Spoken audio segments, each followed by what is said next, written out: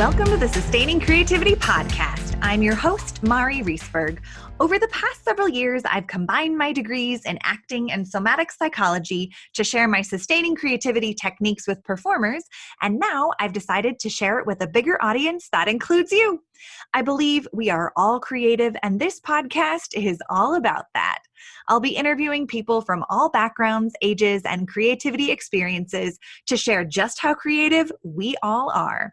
Today, I'll be chatting with Wil Snyder, a multi-instrumentalist from Denver, Colorado. He's been pursuing a career in music, which includes composing, arranging, teaching, and recently helped found a nonprofit organization, Colorado Artists in Recovery. Please enjoy Wil Snyder.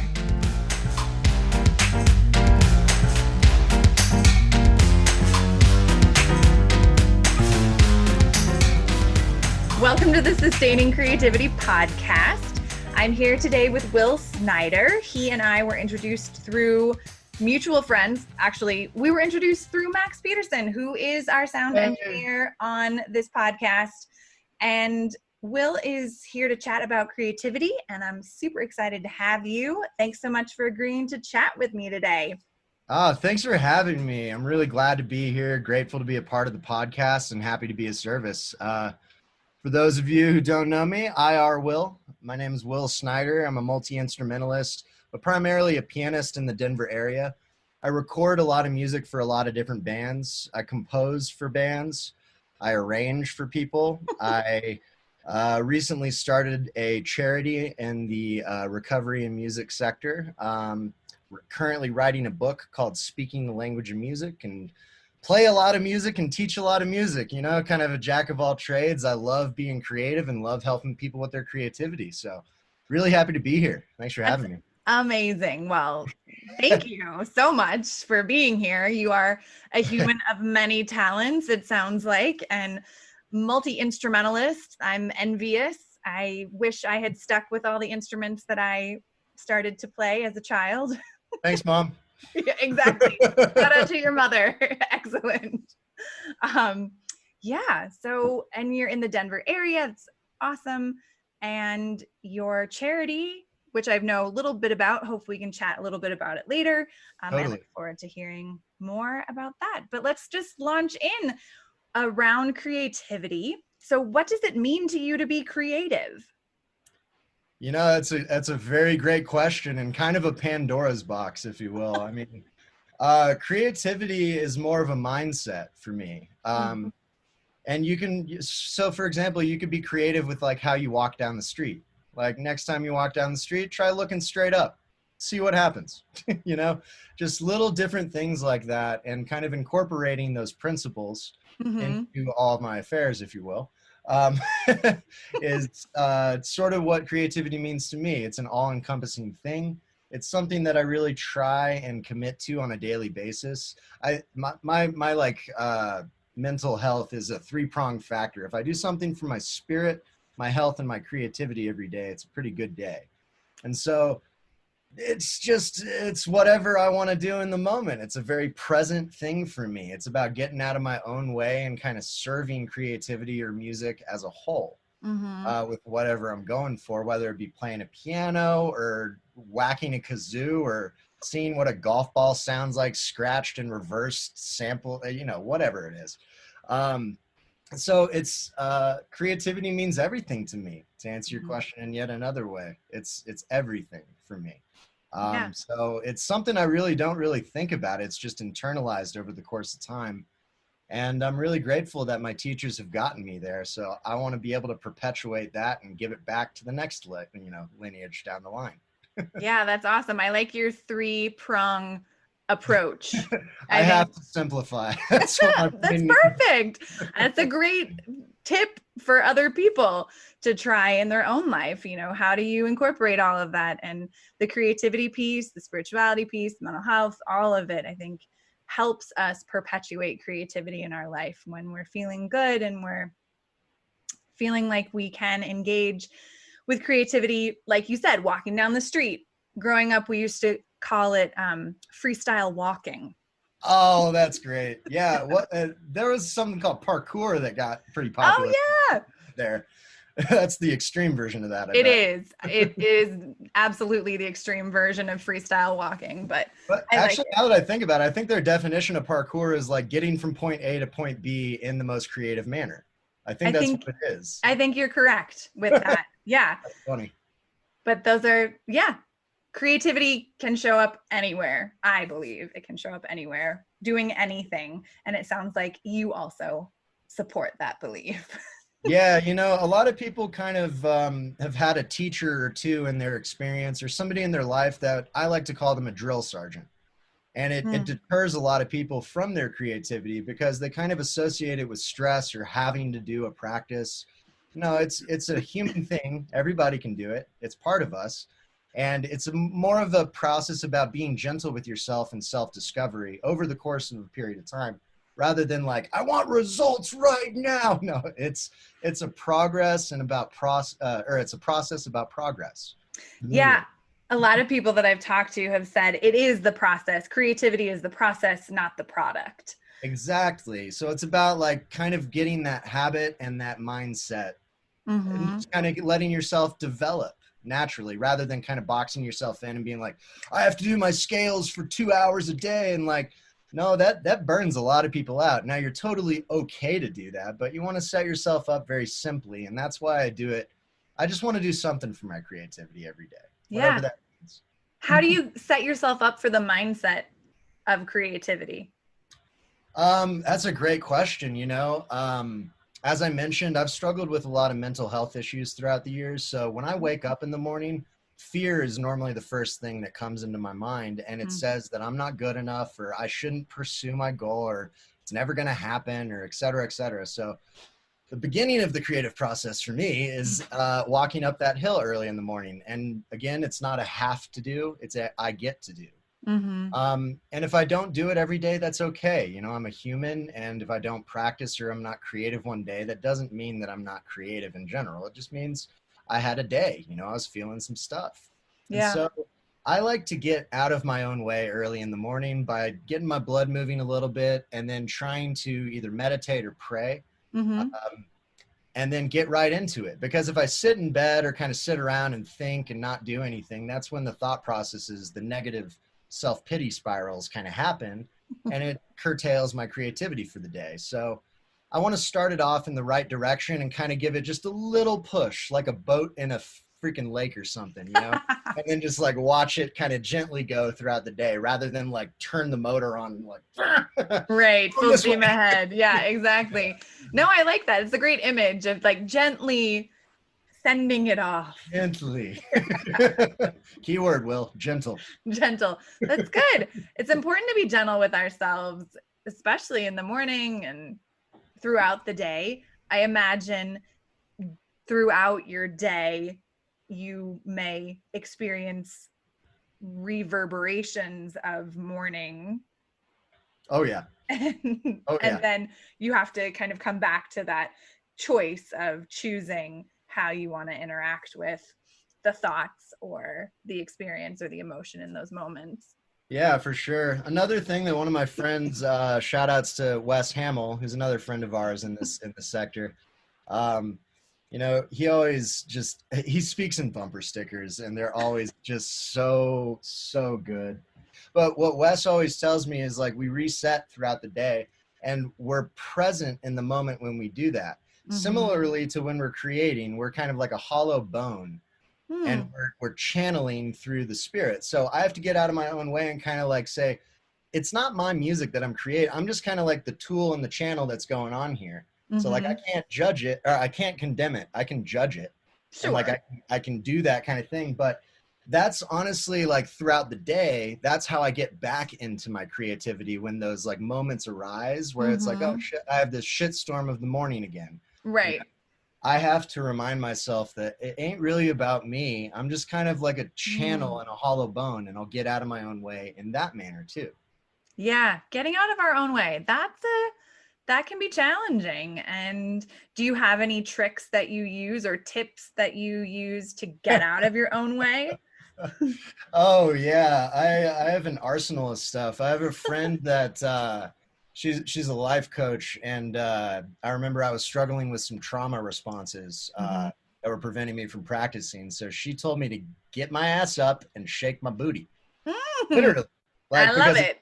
it's displacement energy, and it makes your brain kind of neurologically think like a different pathway. Yeah. And I was like, oh my God. Like, at first I was like, yeah, right. But it did work, and it kind of made me like giggle. Like I couldn't take myself too seriously at that point. Right. So the easiest and quickest way is for me to kind of shake my body loose and be silly, do a movement it's not used to, or make my voice do something that makes me sound super weird. For example, something like,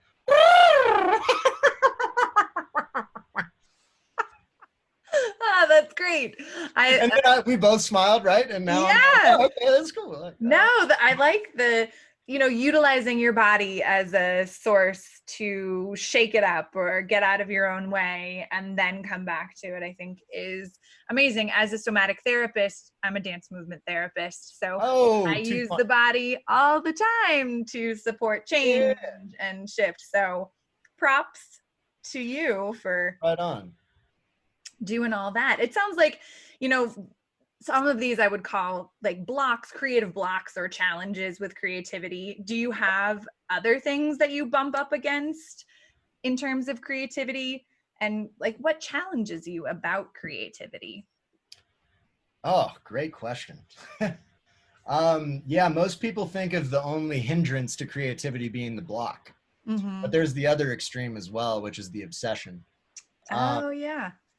And I have to find the balance point pretty much with anything in my life. That's my goal, is to find the balance point, is how much practice is one day's practice, or which song do I record on, or do I do it all right now and then just like it. So honestly, it's a practice of learning to balance, because most musicians really love their craft to the point where they can kind of isolate themselves with it, almost like a drug workaholic kind of territory. And so I watch out for that a little bit.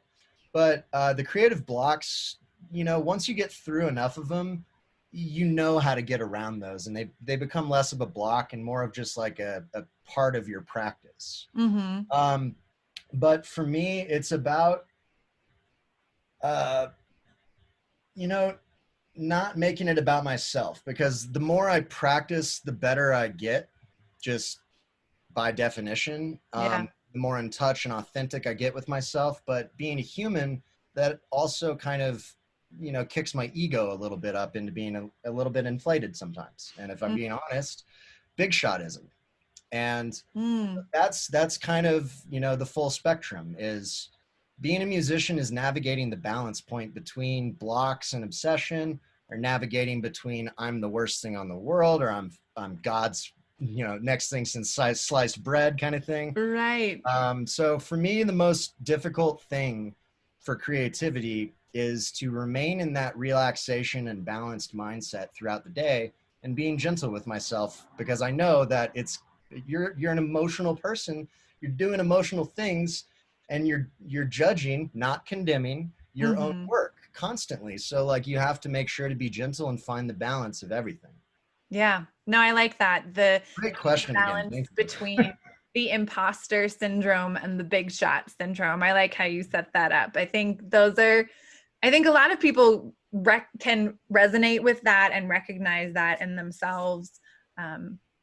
Particularly people who are just kind of getting into the performing arts or starting a new job or something, and feeling like they're a bit of an imposter, not necessarily know everything. And then where's that balance with feeling like everything and there's nothing left to learn mentality piece as well. So yeah, and that's where my pet project called Yono Sei, that's where the name came from. It's YONOSEI, and it's from the Socratic ideal of the only thing I know is I don't. Oh, I like that. The only thing I know is I don't. And then I made it it's I don't know in Spanish. It's a sensei. It's my teacher, and I'm very into Japanese and Spanish culture. So nice. Spent time over there, both places, and so I really truly believe that, like, when I say that I know everything, like, okay, I'm on that end of the extreme. I need to kind of come back and humble myself, or I will be humiliated back to that point. Right. How do you do that for yourself? How do you humble yourself in those moments of feeling like you do know everything? You know, if I could do that myself, that would be really nice. And I've tried that a number of times, you know, and kind of gone down the crazy hole or the rabbit hole. Mm-hmm. Um, the best way for me is to not think about myself, call somebody else and ask them how they're doing. Yeah. Nice. It really is that tried and true. I don't like to make it that simple in my No, head. but it makes sense of like connecting to something outside yourself to Yep. help you reach homeostasis again, or recalibrate, give your brain a pause, a break, focus on Yeah. something else. Care Yeah, about somebody else. Don't think about yourself. exactly. No, you seem to have this wild creative life and experience. At least that's my projection and interpretation of what you have been saying. I'll take it. I love it. I'll take that. What's your earliest memory of creativity? Oh, wow. Oh, that's a cool thought. You know, maybe not the earliest, but one of the most proud moments was, and this is when I kind of realized that like maybe this was something that I wanted to do, Mm-hmm. was the first time I took a solo with a band. It was Yeah. my sophomore year in high school at Shawnee Mission East. Shout out to the Lancers in Kansas City. And directed by Kim Harrison. And we were one of the top 10 bands in the nation, essentially, at a very good public school. And true story, I got caught TPing my girlfriend at the time, and my mom made me join the jazz band as a punishment. Oh my gosh, that's Very, very the creative. punishment is creative punishment. And you know, at that point in time, I found people that really liked music, and they were their parents were actually from Europe, and they really liked bands like Radiohead and Animal Collective and Ben Mm-hmm. Folds, even like Sigur Rós. And so I got expanded into this like new territory and thrown into a different world because nobody in my family played music 3 generations back. They just knew I was good at math. So my first memory really was when I connected to the non-logical side of music and Mm-hmm. expressed myself, because I can understand music really well Yeah. from the get-go because of math. But I remember playing with the Blue Knights, and I was like this little sophomore. I didn't know what he was doing, but I knew chords so well. So it was this B flat major kind of thing. And I remember it was a B flat dominant 7 to open out, and it was that chord for 8 bars. And it I just feel had like you were about to play it, were you? I was, but my Ableton wasn't there, so I'm opening it Oh, up real quick. But because I closed it at the beginning of the interview. right. So it was like this like beginning thing, like a blues. And like obviously I know how to do that now, but I didn't really know what that entailed. So I just played the chord and all the notes in it, and I went like.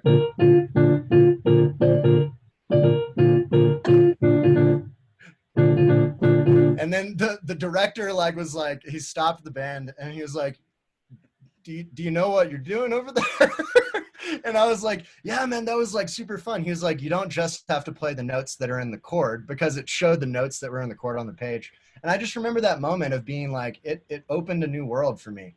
Yeah. And it truly was the beginning point of me as a person, and kind of the point I come back to now as I'm 4 years sober and creating my persona again authentically. Yeah. Is like I remember moments like that where I was like just a happy-go-lucky kid that just barely knew anything, and he's just going for it. And all of the band members were all seniors and really good players too. So like it was a really humorous moment, and I learned a lot, and that's a fun thing to remember. So thank you for asking me that question. Yeah, you're welcome. And congratulations on 4 years sobriety. Yay! That's amazing. That was really cool. Yeah. Yeah. Awesome. Well, kind of along those same veins, it sounds like you were really inspired by the seniors who were playing in this jazz band as a sophomore. But Totally. who or what else inspires you these days? Oh, these days, or kind of throughout the years? Either. I mean, how about current? Who are your current inspirations or things that inspire you?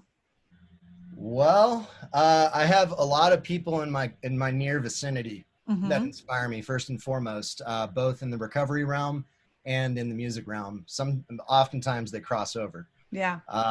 So aside from my peers, I do want to give one shout out to Wes Hamill. Mm-hmm. He's been a very large part of my musicianship and growing this career, and I'm really grateful to him and his wife Victoria Nice. and that whole community. But I get a lot of inspiration from a lot of different places. The concept that I wrote a song about was called Salad Bar. I pick and choose whatever the heck is healthy for me, and a salad's never really done. So it's kind of. I like that's a great image of like being inspired at the salad bar, or yeah. It's and then everybody is a little different flavor in the salad. It could be a book, it could be a movie, but ultimately that's the umbrella term I use, at least. But I get inspired from Ben Folds a lot. Nice, yeah. Ben Folds is one of my heroes. I have right back here on the wall. He signed something for me. Oh, nice. My favorite album, Songs for Silverman, because I taught his manager's kid piano in Nashville. It was a really cool serendipitous moment, and when I left Nashville, I was really bummed. We never actually got to meet in person, but he signed that for me. And, Ben Folds is a jack of all trades. He says, throw a wide net, Yeah. And see what sticks. As another article I read once said, the orchestral dream is dead. Like, you can't be a clarinet player and a principal clarinetist in an orchestra right now and raise a family. It's a very difficult thing to do. So a musician nowadays has to wear a lot of hats, and Ben Folds does that not only really well, but very humbly. He's a photographer for National Geographic, the director of the National Symphony Orchestra. He single-handedly saved Music Row in Nashville. He does all of his music, travels the world, like et cetera, right? And so I model my life after people like that are really service oriented and very creative, very humble, but they're really trying to use their craft and pursue something to make the world a better place rather than sitting in their comfort zone.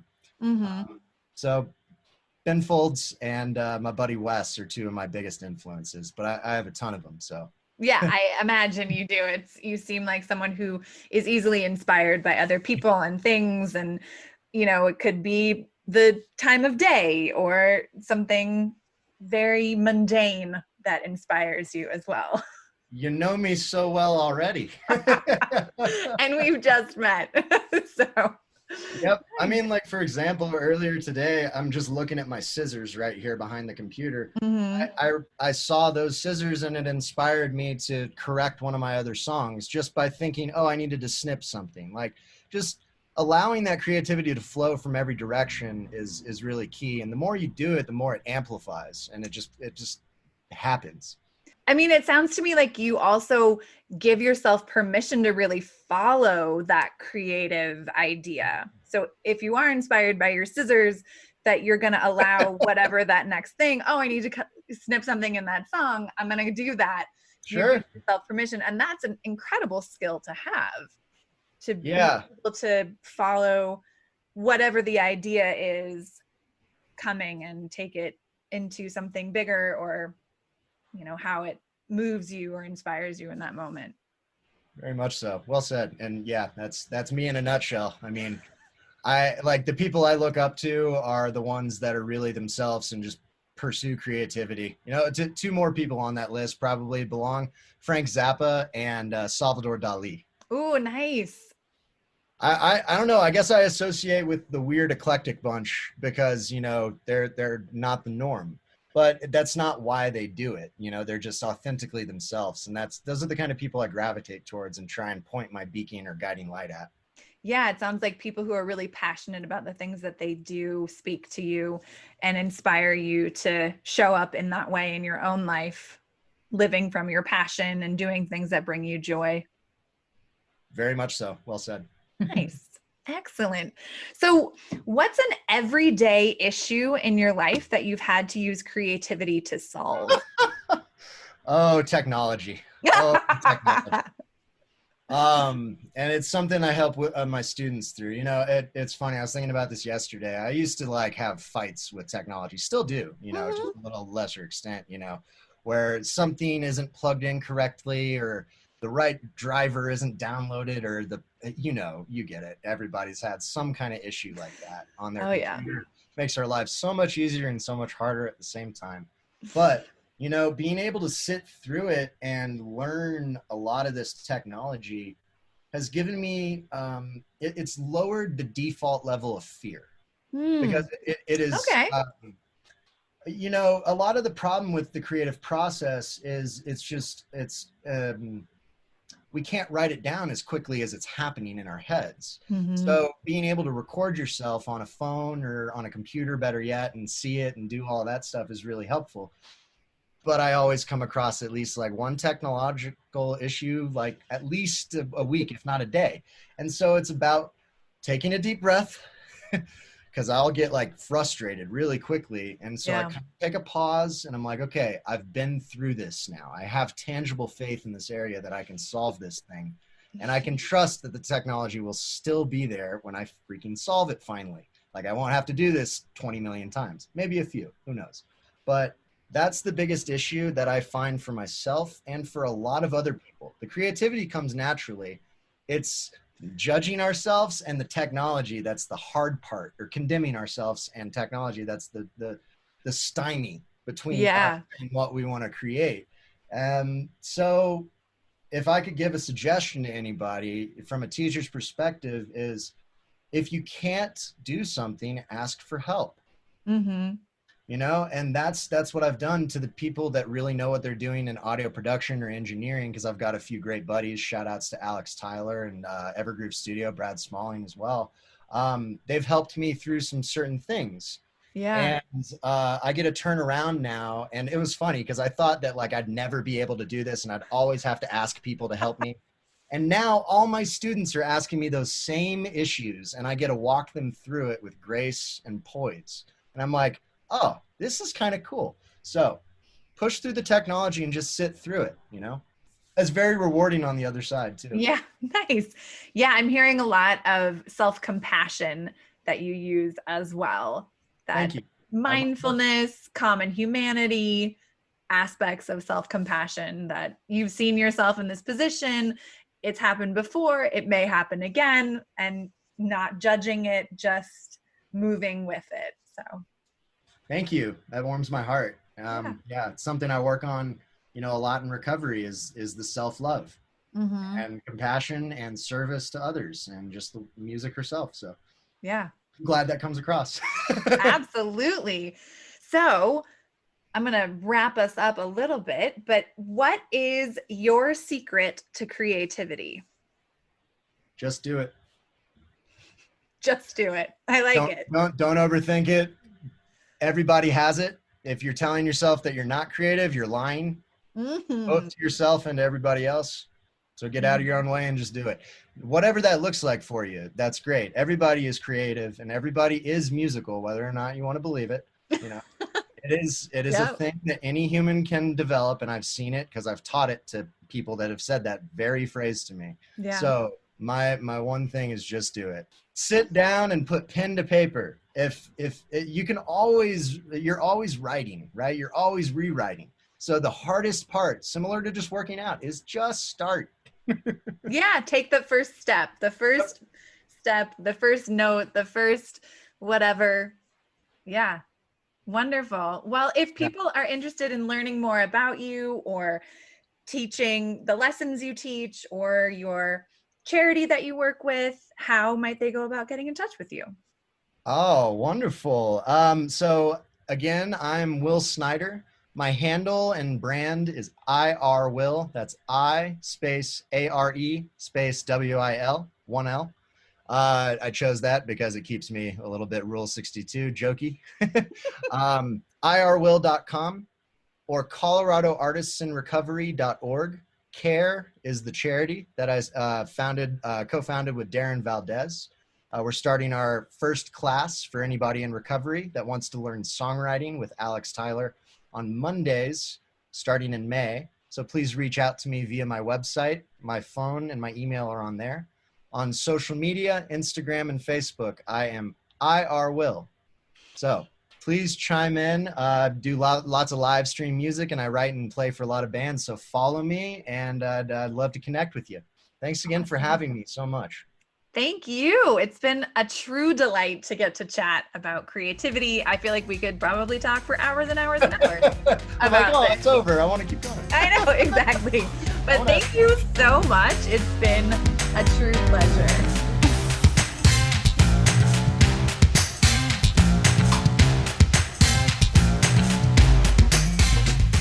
Thanks for listening to the Sustaining Creativity Podcast. We'd love to keep in touch, so like us on Facebook and Instagram. We are Sustaining Creativity. Make sure to subscribe to the podcast wherever you listen to podcasts. Tag your friends and your family so they can listen too. We love to hear from you, so leave your comments, reviews, and questions. Tune in Tuesdays for a new episode. And remember, with creativity, anything's possible.